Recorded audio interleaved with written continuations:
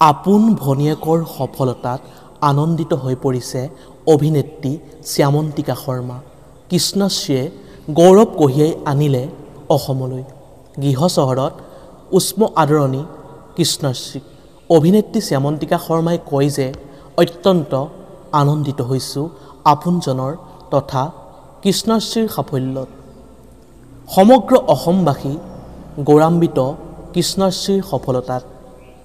নাহৰকটীয়া জয়পুৰৰ নৃত্যশিল্পী কৃষ্ণশ্ৰী বুঢ়াগোহাঁয়ে প্ৰাইডিছ এণ্টাৰটেইনমেণ্ট লিমিটেডৰ মনোৰঞ্জনধৰ্মী চেনেল ৰং টিভি চেনেলত আয়োজিত ৰং বসন্ত উৎসৱ 2024 NKTVৰ বৰ বিহুৱতী 2024ৰ লগতে ট্ৰেণ্ডছ প্ৰতিদিন বিহুৰে বিৰিণা 2024ৰ খিতাপো অৰ্জন কৰিবলৈ সক্ষম হয়। জয়পুৰবাসীয়ে তেওঁক এখন খোলাগাড়ীত উষ্ম আদৰণি জনায় যেতিয়া কৃষ্ণশ্ৰী বুঢ়াগোহাঁই নাহৰকটীয়া ৰেল ষ্টেচন আহি উপস্থিত হৈছিল।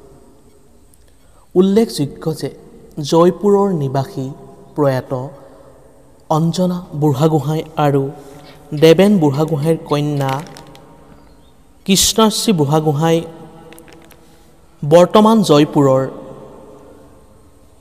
মিউজিক এণ্ড ডেন্স কেন্দ্ৰ নাটমল্লাৰ পৰিচালিকা ৰূপে কৰ্মৰত হৈ আছে। ভিডিঅ'টো আছিল ইমানেই। যদি আপোনালোকে চাই ভাল পালে লাইক, কমেণ্ট, শ্বেয়াৰ আৰু যদি নতুনকৈ আমাৰ চেনেলটো চাই আছে তেন্তে ছাবস্ক্ৰাইব কৰি কাষতে থকা বেল আইকনটো প্ৰেছ কৰি অল কৰি দিব বুলি আশা ৰাখিলোঁ। ধন্যবাদ।